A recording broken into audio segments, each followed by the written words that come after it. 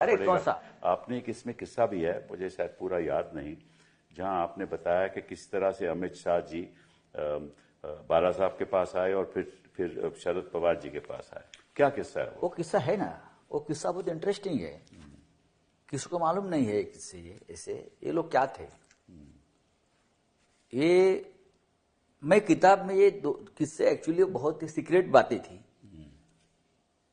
जो बाला साहब के सामने या हमारे सामने हुआ है वो हम बताना नहीं चाहिए। ऐसे मैं मानता हूं कि सीक्रेसी होती है, जी हाँ, नैतिकता भी होती है। जी हाँ, सही बात है। हाँ, लेकिन ये लोग अगर नैतिकता नहीं मानते तो लोगों को पता चलना चाहिए कि उनकी मानसिकता क्या है।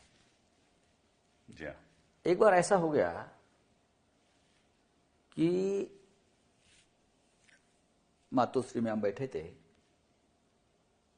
साहब थे, मैं था और भी 2-4 लोग बैठे थे, हमारी मीटिंग चल रही थी। तो बार बार मातोश्री का जो मेन गेट है वहां से मैसेज आता था कि कोई अमित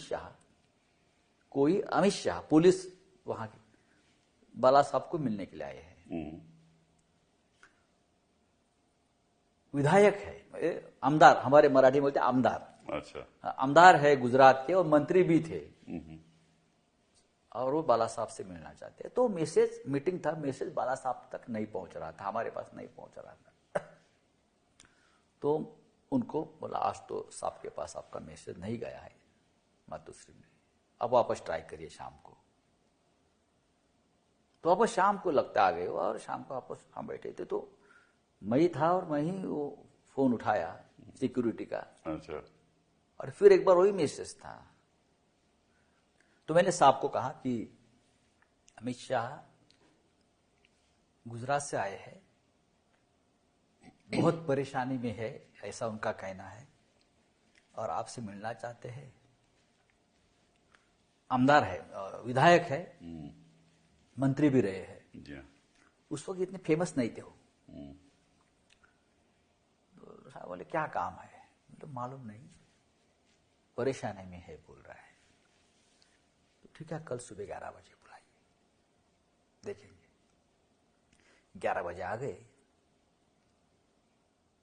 11 बजे आकर साहब के सामने चरणों में बोले, साहब ने बोला, बोले क्या है? साहब मैं परेशान हूं, मैं स्वाइन सो हूं, मैं बहुत कट्टर कड़वट हिंदुत्ववादी हूं। तो साहब बहुत खुश हो गए, मैं कड़वट हिंदुत्ववादी हूं और मेरे पीछे कांग्रेस की। ये आपके सामने बात है? हाँ, हम थे ना वहां। और मेरे खिलाफ बहुत केसेस लगाए हैं और मुझे स्टेट से भी निकाला है, यानी तड़ी पार किया है और बहुत से केस में मुझे बेल नहीं मिल रहा है। अभी थोड़ा मुझे रिलीफ है लेकिन मैं मेरे स्टेट में नहीं जा सकता हूं। तो क्या करना है? और उनकी केस मुंबई में ट्रांसफर हो गई थी उस वक्त। जी हाँ, हाँ, कोर्ट ने किया। हाँ, कोई केसेस उनके मुंबई। तो आप मुझे मदद कर सकते हो। मैं कैसे मदद करूं आप बताइए? नहीं, आप ही मदद कर सकते हो। आप उस जज को फोन करिए।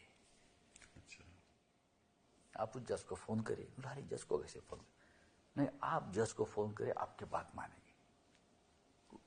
कॉन्फिडेंस था। तो कौन है जज? उसने नाम बताया। डबल बेंच था। अच्छा, साहब 1 मिनट सोच, उनकी स्टाइल के साथ। अच्छा अच्छा ठीक है, देखता हूं मैं, कल आइए, कल उनको टाइम जाए। तब साहब ने एक फोन किया उसके सामने मनोहर जोशी जी को। अच्छा, मनोहर जोशी, और उनको कहा जो जज का नाम है ना, उनके पास जाओ और आपके फोन से मुझे बात करवाओ। आपके फोन से बात करवाओ। अच्छा, दूसरे दिन मनोहर जोशी जी ने वो फोन लगा के दिया साहब को और साहब ने कहा कि ऐसे ऐसे आपके सामने केस है, वो आदमी बहुत परेशानी में है, उसका बेटा भी है, वो बेटा जय शाह था, छोटा था इतना, तो आप देखो, मदद करो आप उनको। तो सामने से ऐसा लगता है मुझे, कहा होगा वो जज है, लेकिन मेरे साथ जो बेंच पर है, दूसरे डबल बेंच बोलते हैं ना उनको, डबल बेंच बोलते हैं, हाँ। वो जज मुस्लिम है। अच्छा। साहब ने यहां से तुरंत बोला, तो क्या हो गया, तू तो हिंदू है। अच्छा। मदद करो उनको। और उनको रिलीफ मिल गया, रिलीफ मिल गया उनको। मैंने इसलिए लिखा ये कि उसके बावजूद भी ये लोगों ने बाला साहब ठाकरे की शिवसेना तोड़ दी। कृतज्ञता नाम की जो चीज होती है, उसके बावजूद, इतने उपकार करने के बावजूद भी ये लोगों ने पॉलिटिकल राजनीतिक स्वार्थ